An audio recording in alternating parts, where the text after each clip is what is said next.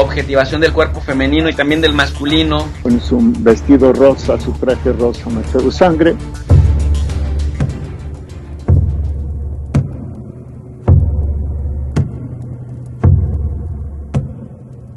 Los países más oscuros son los que más homicidios tienen.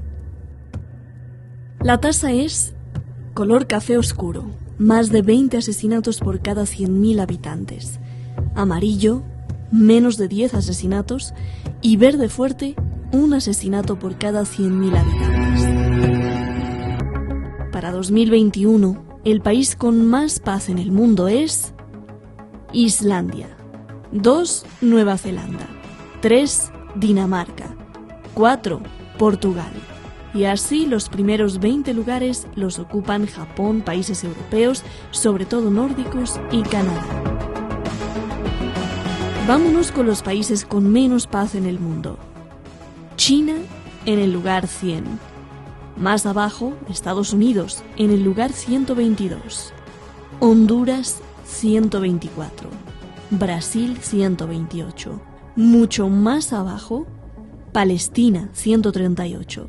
México 140. Irán 141. Israel 143.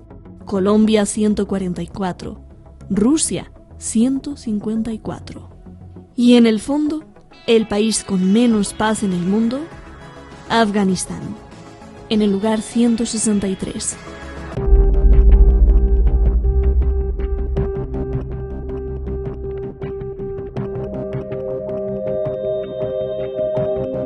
Y también, Jesús, ahí te la dejo. Dijiste, algo no funcionó, Jesús, dijiste, quizá, pero hasta ahora estoy buscando que alguien me diga, no, es esto lo que no funcionó, y que el quizá se convierta en es esto, o sea, que haya una seguridad de que cuál es para saber dónde atacar, porque si ustedes que son los intelectuales me la dejan en incógnita, pues entonces los gobernantes que pues no han estudiado tanto, pues es un cuento de nunca acabar. Perdón, Jesús. Adelante, Jorge. Sí, claro, Roberto, gracias. Ya lo dice el doctor, ¿no? El tema se debe abordar desde un punto de vista multidisciplinar e intradisciplinar. Y no es tan sencillo llegar a conclusiones en pocos minutos. Pero de entrada, lo que un servidor aprecia, esta es una apreciación estrictamente personal, es que el problema del narcotráfico tiene su génesis en distintos puntos del globo y que quizás lo que persigue el narcotráfico sea precisamente debilitar a las naciones, toda vez que las drogas roban la capacidad de autogobierno de las personas.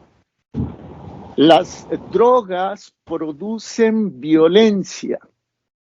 La violencia motiva a que se promulguen leyes que lastiman la intimidad, la vida privada de las personas. Y por el otro lado, acarrea el desprestigio de las Fuerzas Armadas. Cuando William Jefferson Clinton fue presidente de los Estados Unidos, en una cumbre del Acuerdo de Libre Comercio de las Américas, el ALCA, si no me equivoco, en Montevideo, la capital de Uruguay, lamentablemente no recuerdo la fecha, él se pronunció porque desaparecieran las policías y desaparecieran los ejércitos y se creara un solo cuerpo de seguridad a nivel de todo el continente. Ya sabemos quiénes tendrían el mando de esa fuerza policíaca. Ahora, hablaba el doctor López Almejo de que es un problema supranacional y mencionó una palabra que me parece fundamental para la discusión, para el análisis. Él habló de gobierno mundial. Alguna vez un servidor entrevistó al entonces rector de la Escuela Libre de Derecho, Ignacio Morales Lechuga. Esto fue el 6 de mayo de 2007 en la revista Siempre, hace tiempo que colaboré en la revista Siempre, y Morales Lechuga se pronunció, no sé si se alcance a ver, por fuerzas y tribunales internacionales. Y esto suena lógico. El problema es que si esas fuerzas y esos tribunales supranacionales estarán controlados por las potencias, entonces la víbora se muerde la cola. O sea, se enerva a la juventud, se desfasa o se destruye la capacidad productiva de los países, exactamente, se instalan estados policíacos al servicio de un ente internacional y el problema de la pobreza ahí sigue, ¿no?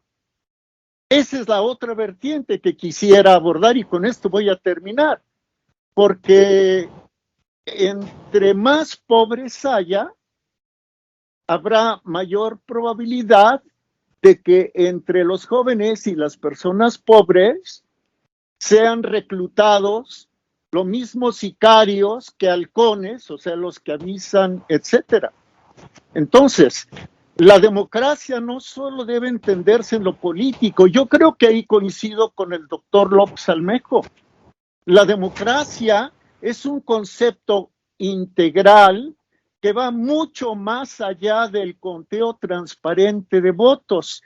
Y miren, con esto cierro esta oportunidad y perdónenme que haya recurrido a testimonios antiguos, pero me parecen importantes.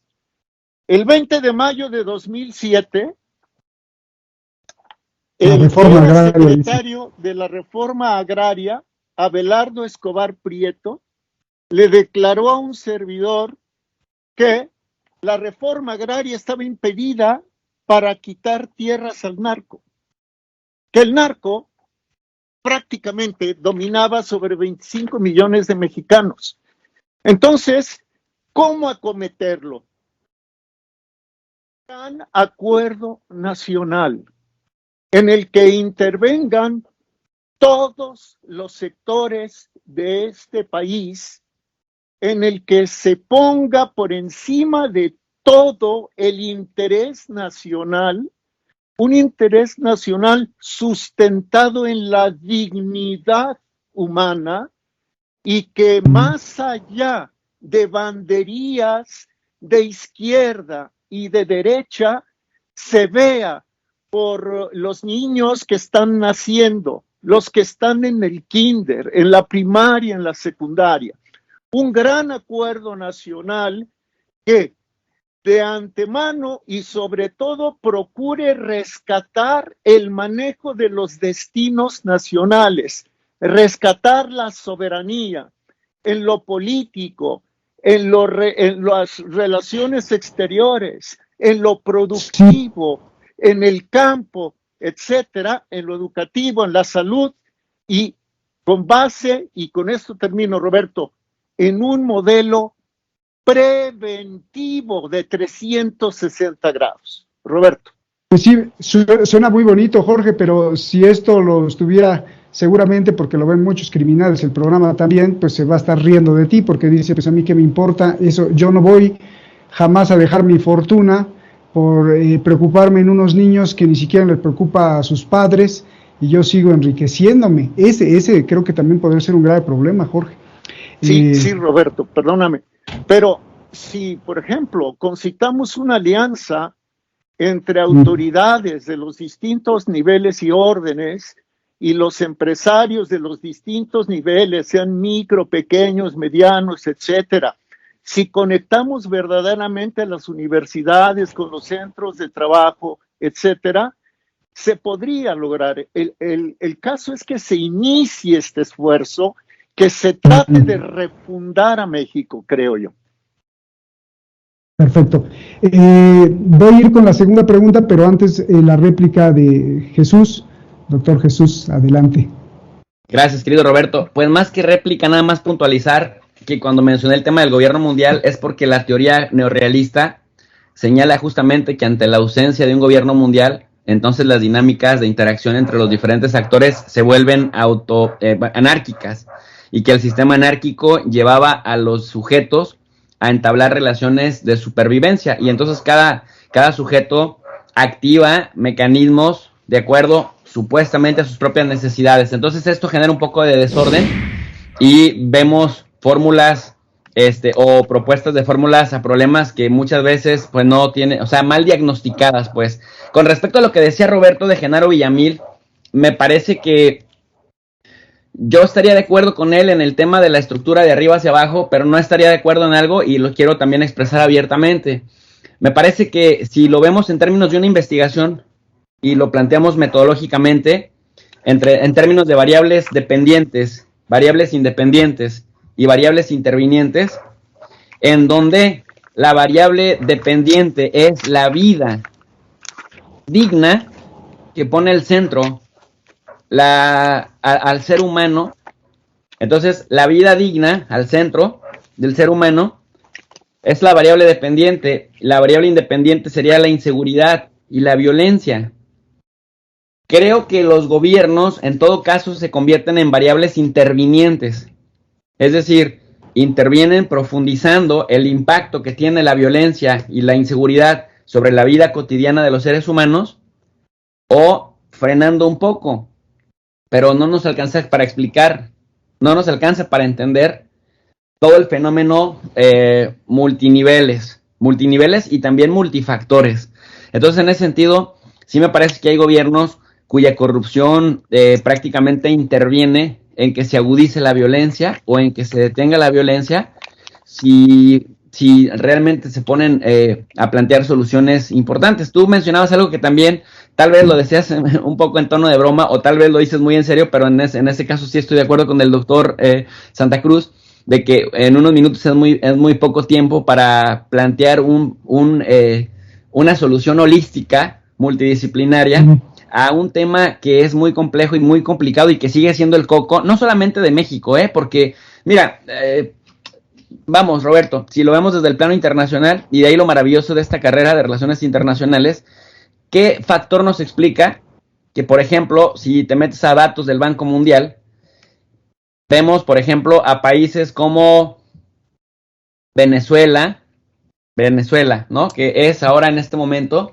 metodológicamente hablando, el que tiene más muertes violentas por cada 100,000 habitantes, siendo un país que tiene 29 millones de habitantes. Y alguien diría, no, pues la corrupción, la pobreza, la desigualdad estructural. Y uno diría, bueno, sí, pero no es que te explica que Sudáfrica esté en tercer lugar. Venezuela tiene 83.76 muertes en 2021 por cada 100,000 habitantes. Sudáfrica tiene 76.8, es decir, hay una diferencia únicamente de 6 muertes en uno y en otro, que quizá sea un mundo de diferencia, pero Sudáfrica tiene mejores condiciones, es decir, no tiene las condiciones de Venezuela, tiene condiciones muy diferentes, y sin embargo el número de muertes violentas se acerca mucho. Y luego después tienes a Afganistán en cuarto lugar, Papúa Nueva Guinea en segundo lugar, o Honduras, por ejemplo, que está en quinto lugar, que tiene 74.54 muertes por cada 100,000 habitantes en 2021. Quizá dirás, bueno, es que, pues sí, su ubicación, su pobreza, el pandillerismo, etcétera. El Salvador, algo muy parecido. Pero ¿qué nos explica, por ejemplo, que un país como Estados Unidos también tenga casi 50 muertes al año en 2021, y esté muy pegadito a países como Francia, a países como México o a países como Irán? Mira, incluso hablando de las policías o de las no policías o de los cuerpos de seguridad ciudadano, de Costa Rica se habla muy poco como un país inseguro, pero en este momento, en diciembre de 2021, que es hasta donde tiene el recuento, el reporte del Banco Mundial, Costa Rica tuvo 54.22 muertos por cada 100,000 habitantes. Es un paisito de 5 millones de habitantes. México está en el lugar 39 con 54.19 muertos por cada 100,000 habitantes. Es decir, no hay diferencias, o sea, prácticamente están en las milésimas México y Costa Rica. De Costa Rica casi no se habla como un país inseguro. De hecho, México en este momento está también muy pegadito con Francia. Francia tiene 52 muertos por cada 100,000 habitantes y es una democracia. Oye, ¿y los periodistas dónde los dejas? ¿Perdón? ¿A los periodistas dónde se quedan los periodistas mexicanos? Bueno, se habla de que México es uno de los países más inseguros, pero si lo vemos desde el plano global, lo que estoy planteando es que, mira, por ejemplo, Irán tiene 50 muertos por cada 100,000 habitantes, entonces están parejitos, casi Costa Rica, que tiene un tamaño chiquito y no tiene policía, por ejemplo, perdón, no tiene ejército, por ejemplo, y siempre se habla de Costa Rica como la Suiza de Centroamérica. Estoy planteando también que Francia tiene 52 muertos por cada 100,000 habitantes, México 54, Irán 50, y luego le sigue Estados Unidos. Entonces, ¿qué factor nos explica, si lo podemos plantear metodológicamente, que países tan disímiles, con religiones diferentes, con sistemas nacionales y organizaciones diferentes, con sistemas políticos diferentes, estén experimentando situaciones muy similares en términos de muertes violentas? Tú me planteas el tema del periodismo, que si gustas podemos abordarlo, pero yo te estaba hablando de un enfoque más holístico y más general, en el cual yo decía hace un momento, y me regreso a la intervención inicial, pedir que un presidente por sí solo acabe con la violencia en su país sin entender que es un tema transnacional, que es un tema internacional, multidimensional, es como querer recetar una pastilla de aspirina para curar un cáncer. Así de esa dimensión es, digamos, la analogía que yo estoy observando en este fenómeno de la violencia en general, insisto, dentro de la cual el narcotráfico quizá la potencia, pero no es lo único que nos explica esto. Genial, te agradezco mucho esa explicación porque bueno, pues ahora vamos a entrar a la última pregunta que van a decir pero ¿qué le pasó con esta pregunta, no? Pero voy a ser súper ingenuo y rayando en lo barroco. Quiero hacerte la pregunta a ti, Jesús, primero se la hago a Jorge. ¿Por qué México, Colombia, todos los países de América Latina prácticamente, en este caso estamos hablando de México, ¿por qué no tenemos el nivel de violencia, es decir, casi nada, bueno, no casi nada, sino un nivel de violencia más bajo para los países que voy a decir? ¿Por qué las cosas son diferentes en Suecia, en Rusia, en Noruega, en los países escandinavos? ¿Por qué ellos tienen una tasa de violencia mucho más baja y nosotros no, Jorge? ¿Es que acaso ellos, y aquí viene el punto, es que acaso ellos tienen un mejor presidente? ¿Es que acaso ellos tienen un mejor pueblo? ¿Es que acaso ellos tienen una sociedad menos violenta? ¿Es que acaso ellos conquistaron y nosotros fuimos los conquistados? En ese caso, ¿por qué nosotros fuimos los conquistados y ellos los conquistadores? ¿Es que acaso es un país con mucha solidez y educación? Digo, yo me acuerdo hace muchos años cuando me enteré de que un preso de homicidio, creo que en Noruega, pues está en una cárcel que parece centro vacacional y tiene sus cuchillos ahí para hacer sus filetes, cosa que aquí sería verdaderamente increíble, ¿no? Pero allá incluso la regeneración o la rehabilitación social es muy diferente a los cerezos o a las cerezos es las cárceles aquí en México. ¿Por qué? ¿Por qué no pasa esto tanto en Suecia, en Noruega, y sí pasa mucho en América Latina? Por favor. Sí, Roberto.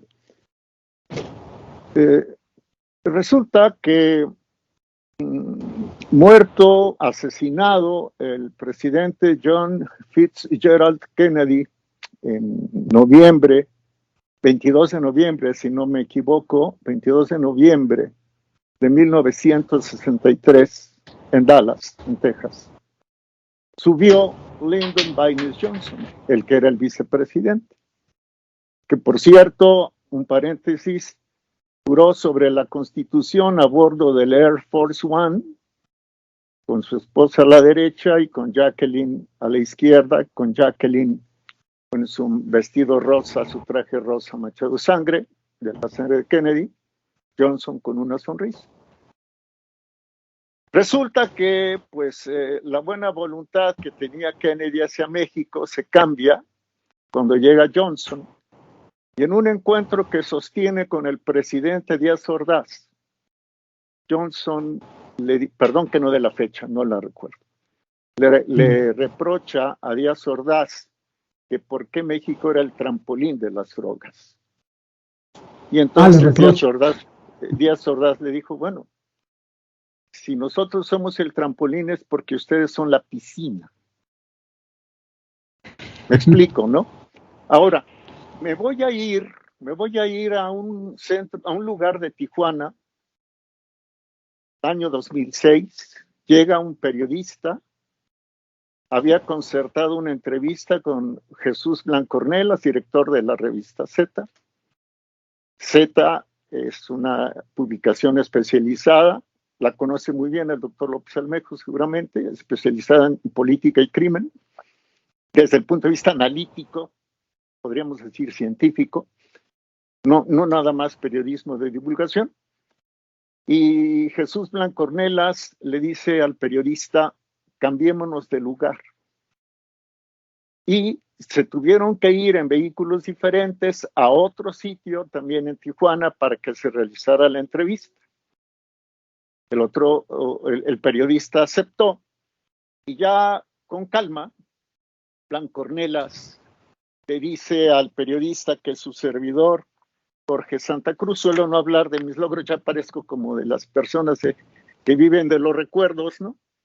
El 30 de julio de 2006, poco antes de lo que considero fue un fraude electoral contra Andrés Manuel López Obrador, me tocó vivirlo también, como de repente separan los números, pero esa es otra cuestión. Entonces, en ese reportaje que se titula México golpeado como nunca por el narco, Blancornelas explica, voy a nada más a leer lo que puse entre comillas. Dice, en este escenario de guerra entre capos, Blancornelas advierte que ninguno de los dos candidatos que se disputan la presidencia de la República saben dónde está parado en materia de narcotráfico. Abro comillas. Es muy grave. Deberían de agenciarse información y solicitar asesoría de personas que sí conocen.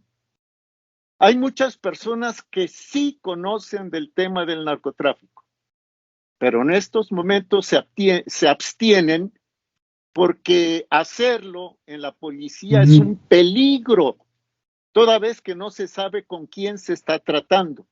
Me dijo Blancornelas, según sus cálculos, el 40% de las policías mexicanas en 2006 estaban infiltradas. Se puede bajar el ritmo, pero mientras exista productor, mientras exista tráfico y mientras exista consumo, no podremos acabar con él. La producción está en Colombia, Perú y Venezuela. El tráfico en México y el consumo en Estados Unidos. Y concluyó Blancornelas. No se trata de un problema que se genera en México.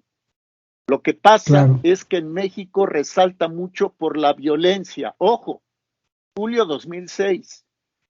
Dice, no se trata de un problema que se genera en México. Lo que pasa es que en México resalta mucho por la violencia, por el encuentro entre los cárteles o el pleito con los policías que no cumplen. Pero, ¿cómo es posible que entre tanta droga a Estados Unidos y no pase nada? Lo que sucede es que en los Estados Unidos el narcotráfico está organizado y en México el narcotráfico está desorganizado. Y concluyo, Roberto, me preguntas cómo es posible. Pues Suecia, Dinamarca, España, Irán, Irak, no están aislados geográficamente políticamente, militarmente, económicamente, mediáticamente con los Estados Unidos. Entonces, lo que allá es ordenado, ellos ponen el dinero para los capos, pone la sangre, la droga y los muertos. Cifras y concluyo. Carlos Salinas de Gortari, 76,767 muertos en su sexenio. Ernesto Zedillo Ponce de León, 80,671. Vicente Fox Quesada, 60,280. Felipe Calderón Hinojosa, 120,563 en sus 6 años. Enrique Peña Nieto, 156,066. Andrés Manuel López Obrador, en 38 meses de gobierno, 111,329. Fuente, el portal Pew Research, con base en estadísticas del Sistema Nacional de Seguridad Pública. En total, hablamos de los homicidios que se presentaron denuncia, Roberto. No sabemos la cifra negra. De los que hay faltan denuncia, otros. Exacto, estamos hablando de 605,676, sin hablar de heridos, sin hablar de huérfanos, sin hablar de viudas. ¿Me explico? Entonces, el desorden en Colombia, en Venezuela, en Perú, hay alguien al que le conviene. Y ese alguien al que le conviene es el que lava el dinero en los grandes bancos y permite que la gente se siga intoxicando. Porque además eso les da pretexto para argumentar razones de seguridad nacional e intervenir en las naciones. El problema del narcotráfico, como tú lo decías, creo que fuiste tú o el doctor López Almejo, fue el doctor del narcotráfico con un abultado vientre, con la esclava de oro, con la corbata, etc. No, el que trae las pistolas llenas de diamantes.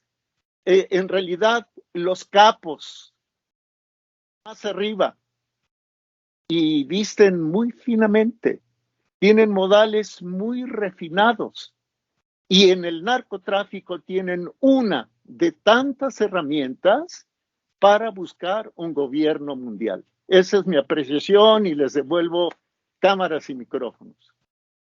O sea que el mismo narco, este panzoncito con diamantes y que se siente muy poderoso, a veces yo creo que ni sabe que arriba tiene un superjefazo en un penthouse en Manhattan, ¿no, Jorge? Totalmente de acuerdo. Funciona como con las organizaciones secretas.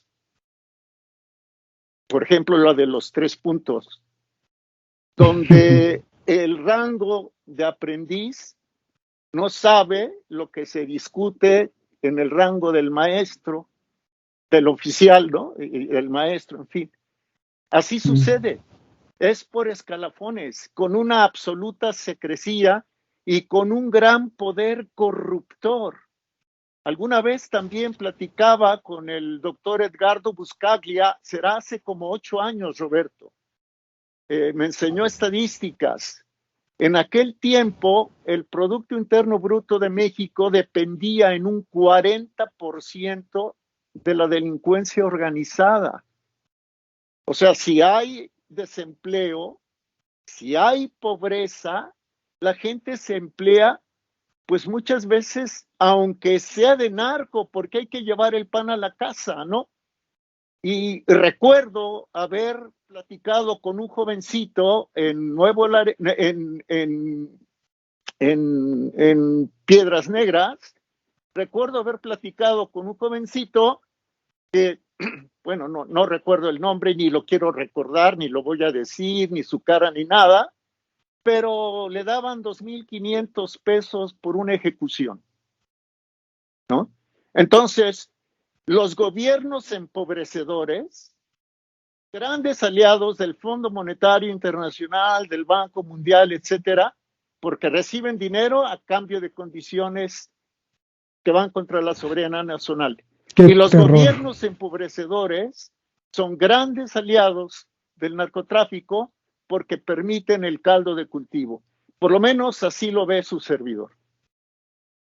Gracias, Jorge. Jesús, ¿por qué ese poder de corrupción pues no somete a la población de Suecia, de Noruega, de Dinamarca? ¿Por qué allá no hay tanta violencia? ¿Tienen mejor genética? ¿Tienen un presidente mejor?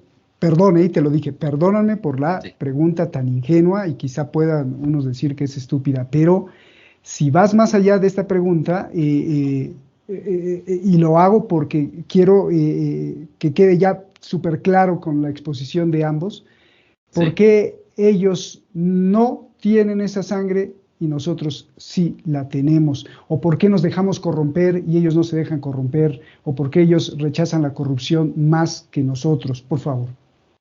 La pregunta sería, ¿estás seguro de lo que dices? No lo sé, pero por lo menos caminando en las calles de Noruega, puedes caminar a las 3 de la mañana, puedes dejar tu bicicleta y no se la roban en una semana. De hecho, tuve una experiencia que dejas la bicicleta ahí, pasaron una semana y la bicicleta no se la roban. Aquí dejas la bicicleta y se la roban. ¿Por qué? ¿Por qué esa diferencia? Bueno, ese fenómeno que parece muy tonto, sí. Quizá pueda ilustrar, y tú que eres en relaciones internacionales, ¿tiene que ver muchísimo o no tiene nada que ver? A ver. Bueno, mira, nada más para desmitificar un poco el tema de que no hay violencia en los países nórdicos, de los últimos años, los últimos 10 ataques racistas de un lobo solitario disparando contra una multitud ha pasado en Noruega.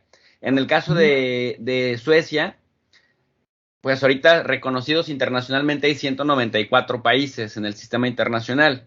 Pues Suecia está en el lugar número 54 a diciembre del año 2021 con 48 muertes violentas por cada 100,000 habitantes. Es el lugar número 54 de 194. Entonces, que sea así como que muy tranquilo y que digamos que por allí no corre sangre de bala o de cuchillo, pues tampoco estoy tan seguro porque pues prácticamente si en México, que está muy estigmatizado por violento, estamos hablando de 54 muertes por cada 100,000 habitantes, pues Noruega tiene 48, o sea, nada más son 6 la diferencia.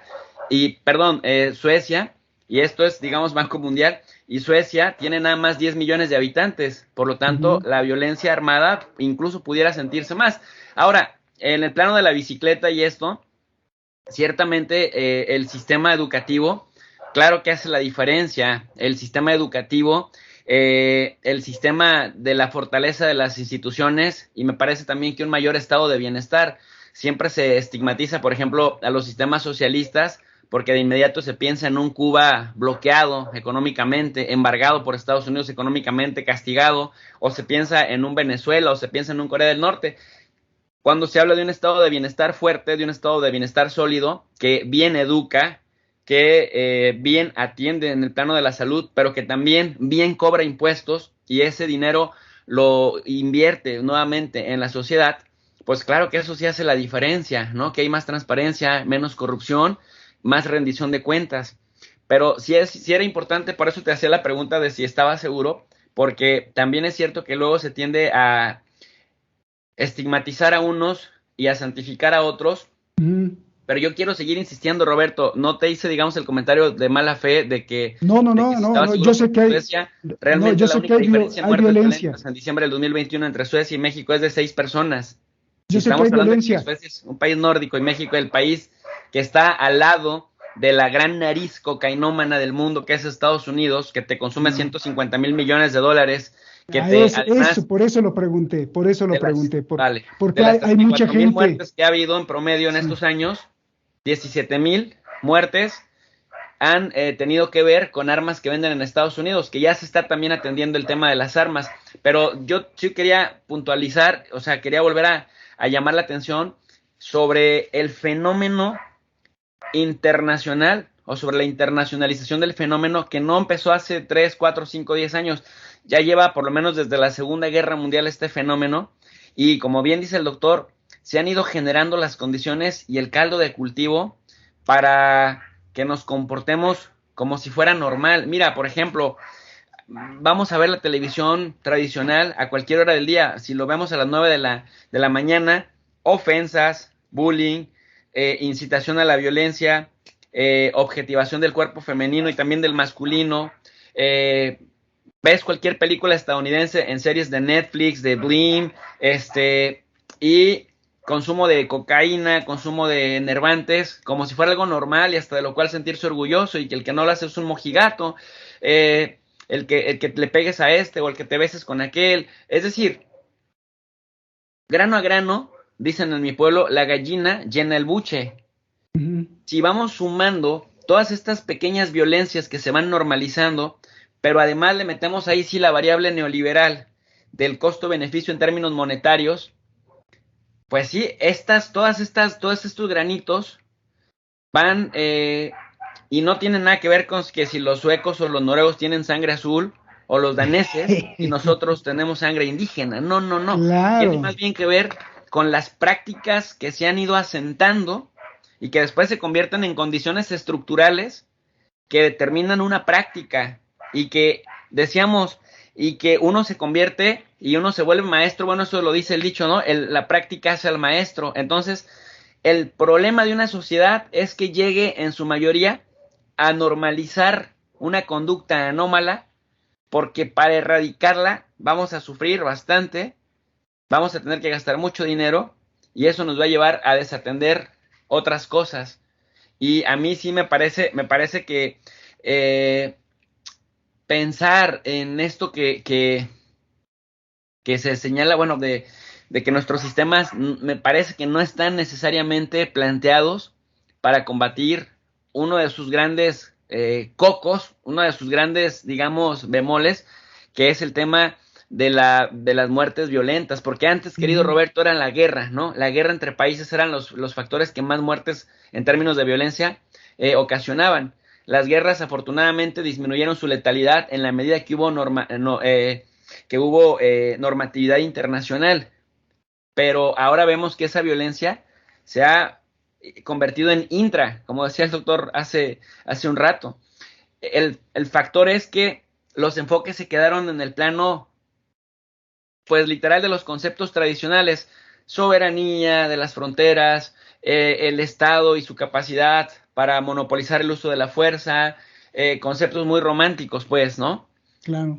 Interés nacional. Pero ¿qué pasa? Como sucedió desde los años 94, me parece, en el PNUD, con esta propuesta que ponía Costa Rica, que ponía Japón, y que ponían países como Noruega o Chile o Canadá sobre la mesa, el tema de la seguridad humana, en donde la seguridad no solamente se tendría que centrar en el Estado y sus fortalezas, sino también partir de la base de que la sociedad era lo que realmente importaba, porque si la gente tenía seguridad económica, seguridad social, seguridad política, es decir, las 7 seguridades que acompañaban a la seguridad humana, habría menos incentivos para pues voltear a ver y convertirte en parte de las anomalías.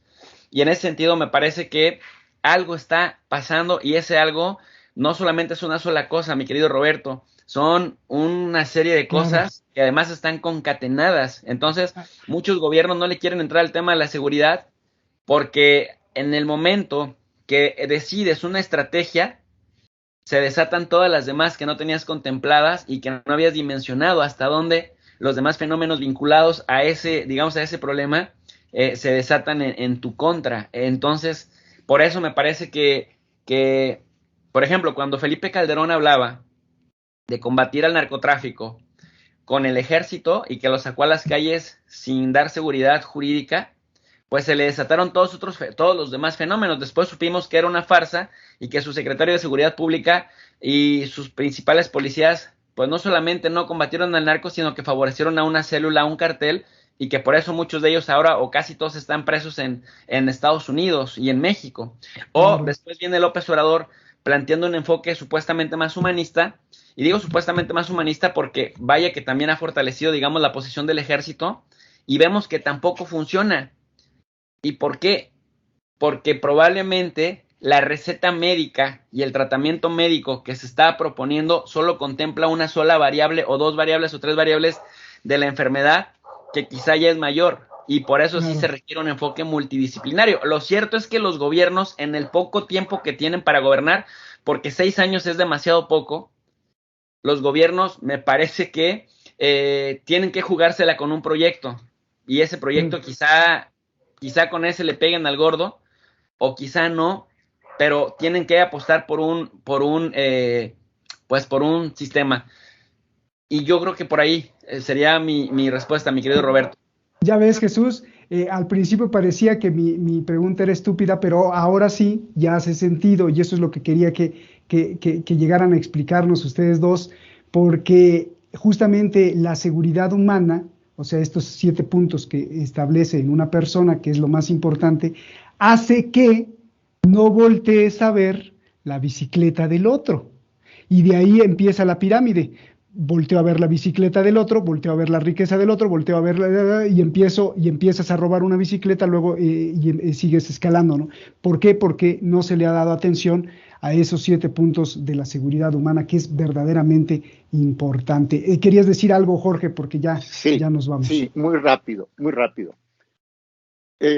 No debe descuidarse el tema de la educación en cuanto a la dignidad humana. Si hacemos a un lado el reconocimiento de la dignidad humana, los otros 7 puntos se van a desmoronar como un castillo de arena en la playa. O sea, para que yo no robe una bicicleta, no me la voy a robar no porque me vaya a atrapar la policía, sino porque el dueño de la bicicleta es igual de valioso que yo. También la otra persona tiene libertad, razón, voluntad, sentido de afectividad, de amar, y también tiene sentido de trascendencia. Y todo esto, Roberto, va concatenado con la identidad. Los suecos, perdón, ahora soy yo el que va a entrar en la obviedad, pero los suecos son suecos y que sigan siendo suecos. Esa es su identidad. Pero si en aras de los 7 puntos borramos dignidad humana e identidad, entonces todos nos vamos a convertir en una masa capaz de ser manejada por una cúpula que creo, no es un acto de fe, pero así lo ve un servidor. Esa cúpula utiliza varias cosas, entre ellas, varias estructuras, entre ellas el narcotráfico, para tratar de que salgan los dineros de los bolsillos, salga la salud, no haya fuerza de trabajo suficiente, etcétera, y todo eso se concentre en unos cuantos. Entonces, ojo, dignidad humana, porque cada persona es única e irrepetible, con un cuerpo único que se debe cuidar, una inteligencia que está orientada a buscar la verdad, una voluntad que está indicada para buscar y hacer el bien, la capacidad de amar, que es el desprenderse en favor de los demás, y la capacidad de trascender, es decir, de ir más allá de este plano humano y material. Roberto, doctor. Ahora nos tendrás que ayudar a convencer al Big Tech, porque parece que ellos van en sentido contrario, piensan que sí se pueden clonar y que podemos ser repetibles, sustituibles y además programables. Qué tremendo desafío con lo que estás diciendo, Jorge, qué tremendo desafío tienen los padres actuales, las nuevas generaciones. Jesús, nos vamos, adelante.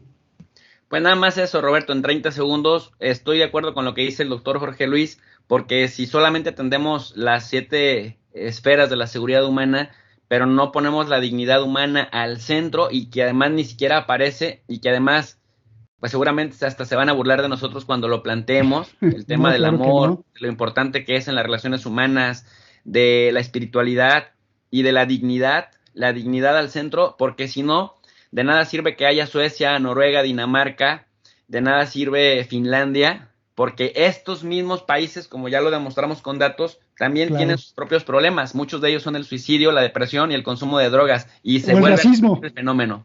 Y el racismo es otra de las fuentes de violencia en el mundo. Así es. Porque el racismo me permite matar al otro porque el otro es subhumano, ¿no, Jesús? De ahí la importancia de la variable dignidad humana. Eso me parece un enfoque bastante correcto, y en torno a eso, delinear políticas públicas que siempre pongan al ser humano al centro de todo. Verdaderamente los felicito, de verdad, me da ganas de meterme a la pantalla y darles un abrazo. Jesús, sabes que te aprecio mucho. Jorge, sabes que te aprecio mucho, los respeto muchísimo, y de verdad, estos faros de luz que ustedes son, muchísimas gracias, les agradezco. Gracias, Jesús, gracias, Jorge, y gracias a usted, señor narco. Pues no le digo no sea malo, pero considere estas variables que dice el doctor Jesús, considere esas variables, ¿no? Por favor. El amor no es enamorarse de su bella dama, el amor es mucho más allá, el amor es entender que el otro también vale como usted. Ábrase, señor criminal, ábrase. Y digo criminal no solo al panzoncito que tiene la pistola con diamantes, sino también a usted que me está escuchando allá en los penthouse y en las grandes cuentas de los bancos.